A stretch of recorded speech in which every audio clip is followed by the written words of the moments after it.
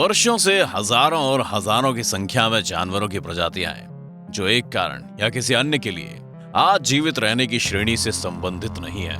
हालांकि कुछ मामलों में यह बेहतर है कि वे विलुप्त रहें। हालांकि जानवरों की किसी एक प्रजाति को फिर से पुनर्जीवित नहीं किया जा सकता है, लेकिन वैज्ञानिक प्रकृति क्लोनिंग को करने की अनुमति देती है। उसके लिए उनका धन्यवाद है।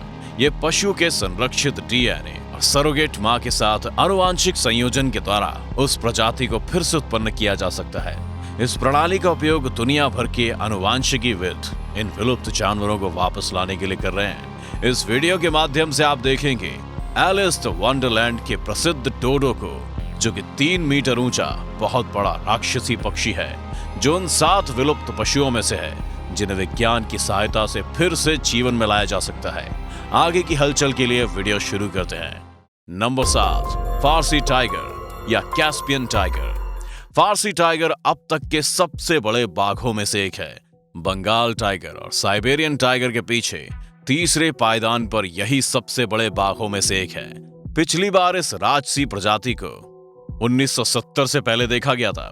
इनका विलुप्त होना मानव आबादी के तेजी से विकास का उत्पाद था, जिसके कारण इन क्रूर जानवरों को छोटे समूहों में पलायन करना पड़ा, जिसके कारण वे उजागर हुए। साथ ही साथ वहां एक मौसम था कि इन बाघों को एक खतरा माना जा रहा था। इस प्रकार पूरी प्रजाति को मार डाला गया था, लेकिन यह संभवतः बदल सकता है। 2015 में रूस के कजाकिस्तान और अजरबैजान के संग्रहालयों में एक व्यापक जांच world wide fund for nature द्वारा प्रचारित की गई थी, जिसका स्पेनिश में अर्थ है प्रकृति के लिए विश्वकोश। फाउंडेशन के विशेषज्ञों ने साइबेरियाई लोगों के साथ फारसी बाघों के डीएनए की तुलना की, जो इन बाड़ों में संरक्षित है, और उन्होंने पाया कि 2 प्रजातियां आत्मीय रूप से जुड़ी हुई हैं, जो फारसी बाघ को वापस जीवन में लाने के लिए पर्याप्त रूप से जुड़ी हुई हैं। इस जांच ने व्यावहारिक रूप से सब कुछ तैयार किया है और यह 2020 में एक वास्तविकता बन जाएगी। इसलिए संभवतः जल्द ही हम इस बाघ को फिर से देखेंगे। नंबर 6, डोडो। मुख्य रूप से बोबो पक्षी के रूप में जाना जाता है। डोडो पक्षी की एक प्रजाति थी जो मॉरिशस के लिए स्थानिक थी, जो 18वीं शताब्दी के अंत में पहले यूरोपीय वासियों के आगमन से विलुप्त हो गई थी। मुख्य रूप से कहा जाता है कि ये जानवर द्वीप पर आने वाले खोजकर्ताओं के लिए लंबे समय तक भोजन का मुख्य स्रोत थे। उसी तरह मनुष्य के आगमन ने द्वीप में नई प्रजातियों को पेश किया, जैसे सुअर, मकाक, कुत्ते, बिल्लियां और चूहों को। यह अनुमान लगाया जाता है कि नई प्रजातियों द्वारा उनके घोंसले को लूटने से शिकार की तुलना में कहीं अधिक विनाशकारी प्रभाव पड़ा। हालांकि सैकड़ों संग्रहालय में डोडोस पक्षी की मूर्तियों को देखना संभव है, लेकिन उन्हें जीवित देखना अच्छा होगा। 2002 के दौरान ऑक्सफोर्ड विश्वविद्यालय के आनुवांशिकीविदों ने एक परियोजना शुरू की, जो इस प्रजाति को बचाने के लिए इसे वापस लाने का प्रयास करती है। इसके लिए डोडोस के कई नमूने एकत्र किए गए हैं, जो एक बहुत अच्छी तरह संरक्षित हैं। साथ ही एक खोपड़ी और एक बाएं पैर, जो उनके महान महत्व के कारण विश्वविद्यालय के प्राकृतिक इतिहास संग्रहालय की दूसरी मंजिल पर बक्से में रखे गए हैं। डोडो के हिस्से 1869 से विश्वविद्यालय के कब्जे में हैं। इतिहास में लगभग यही समय जब इस प्रजाति में से आखिरी की मृत्यु हुई, और यद्यपि इस अविश्वसनीय प्रजाति के बारे में कई सवाल हैं, दुनिया भर के वैज्ञानिक इस जिज्ञासु छोटे पक्षी को जीवन में लाने के लिए कई वर्षों से काम कर रहे हैं। नंबर 5, ऊनी गेंडा, सींग वाला जानवर। वूली गेंडा बालों की बहुत मोटी परत के साथ विशाल गेंडे की प्रागैतिहासिक प्रजाति थी, जो इसे ठंड से बचाती थी। यह प्लेस्टोसीन युग के दौरान यूरोप और उत्तरी एशिया के ग्लेशियल इलाकों में रहता था, जो इसे 30,000 साल पुराने हिम युग में जीवित रखता था।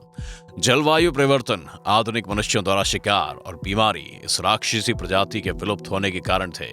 अध्ययनों से पुष्टि होती है कि अविश्वसनीय गेंडा सामान्य राइनो के समान है, केवल ये कि ये 2 मीटर लंबा था, जबकि आम 1.8 मीटर के होते हैं। वूली में बालों की बहुत मोटी परत होती थी और इसका सींग किसी अन्य की तुलना में बहुत बड़ा था। हाँ, पूरी तरह से वही। हम किसी पर 6 बाल डालते हैं और ये ऊनी गेंडा जीवित है। और क्या, इसे वापस जीवन में लाने का अविश्वसनीय और व्यावहारिक उपाय है, और मुझे जेनेटिक्स में PhD भी नहीं है। आप इसे कैसे देखते हैं? अब तक संरक्षित नमूनों के कई नमूनों में पाया गया है कि ऊतकों में प्रचुर मात्रा में, इसलिए आनुवांशिकीविद शीघ्र ही अपने पूरे जीनोम को पुनः उत्पन्न करने में काम कर रहे हैं। तो इस तरह से यह अनुमान है कि जानवर बहुत जल्द फिर से जीवित हो सकता है।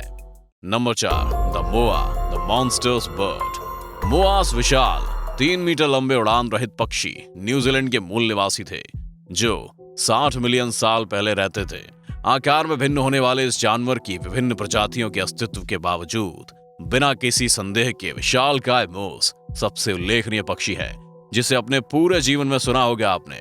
Proceedings of the national academy of sciences पत्रिका में उभरे आनुवांशिकी में जीव विज्ञानी, पुरातत्वविदों, विशेषज्ञों की एक टीम द्वारा किए गए अध्ययन में कहा गया कि शिकार की तरह मनुष्यों की उनके निवास स्थान तक की आवाजाही ने इन जानवरों को पूरी तरह से विलुप्त कर दिया है।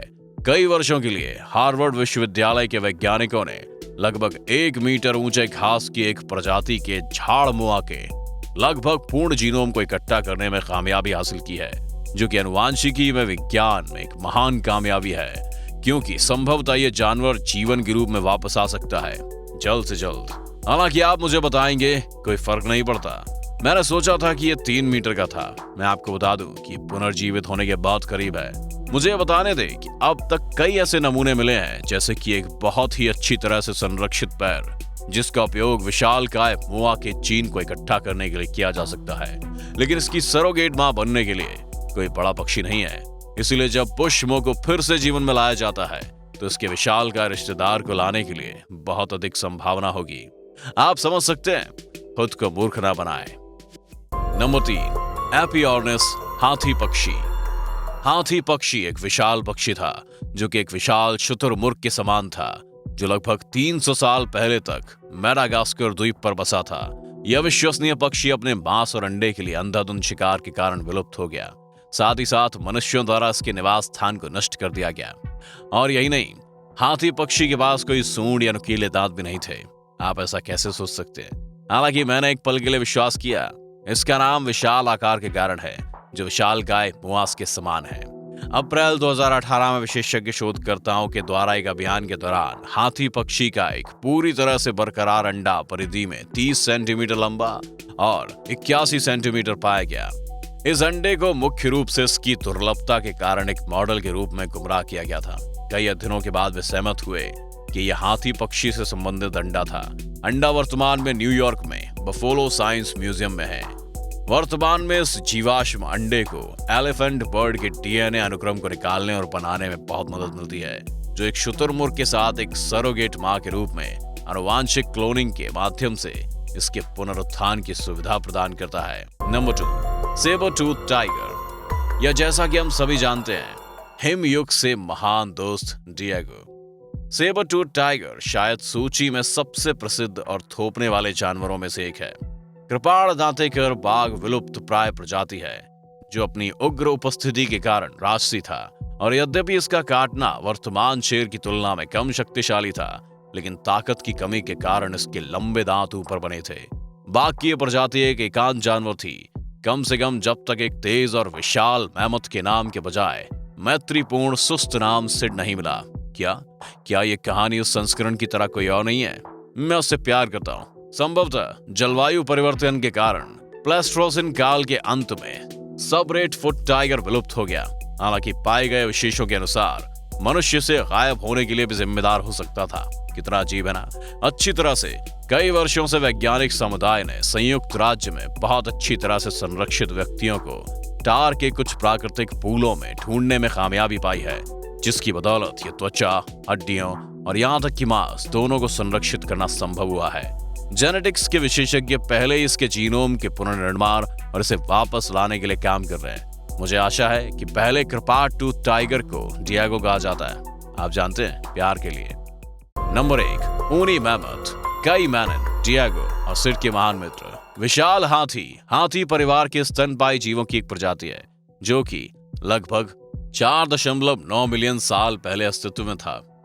और वैज्ञानिक समुदाय के विभिन्न अध्ययनों के अनुसार यह अनुमान है कि होमो सेपियंस प्राचीन मनुष्यों द्वारा एक अस्थिर शिकार दर के कारण विलुप्त हो गए थे। दशकों से अभियान चल रहे हैं, जहां कई हड्डियां और तुस्क, साथ ही पूरे शरीर में जमे हुए साइबेरिया, आर्कटिक द्वीपों और उत्तरी अमेरिका में पाए गए। इस जानवरों का पहला पूर्ण नमूना 1804 में लीना नदी साइबेरिया के मुहाने के पास खोजा गया था। हार्वर्ड विश्वविद्यालय के प्रोफेसर जॉर्ज चर्च और उनकी टीम आर्कटिक में पाए जाने वाले जमे हुए विशाल कीटों के डीएनए का अध्ययन कर रही है, विशेष रूप से उन जीनों की तलाश में जो उन्हें हाथियों से अलग करते हैं। टीम हाइब्रिड बनाने के लिए हाथी के भ्रूण के जीनोम में मैमथ डीएनए को एक साथ रखने की कोशिश कर रही है। प्रोफेसर जॉर्ज ने वादा किया कि इस साल तक विज्ञान में पहले जीवित मैमथ होगा, जो कि आनुवांशिक रूप से क्लोनिंग के लिए एक प्रजाति को हिमयुग से वर्तमान दिन में लाने में सफल होता है। कृपाण दांतेकर बाघ की तरह मुझे आशा है कि पहले जीवित स्तनधारी को कई कहा जाता है। निष्कर्ष, यहाँ देखें हास्यास्पद का आज का वीडियो। मुझे उम्मीद है कि आपके पास अच्छा समय था आज और आपने भरपूर इसका आनंद लिया। मुझे कमेंट बॉक्स में बताएं कि आप किस जानवर को फिर से जिंदा देखने के लिए सबसे ज्यादा उत्साहित हैं। अगर आपको ये वीडियो पसंद आया तो मुझे बताएं, ठीक है? मैं आपको सदस्यता लेने के लिए आमंत्रित करता हूँ। बेल आइकन को दबाएं ताकि आपको पता चल जाए जब मैं एक और शानदार वीडियो अपलोड करूंगा और मेरे सामाजिक नेटवर्क पर मेरा अनुसरण करूंगा। यह अगली बार डी मेंटिस हेवन है।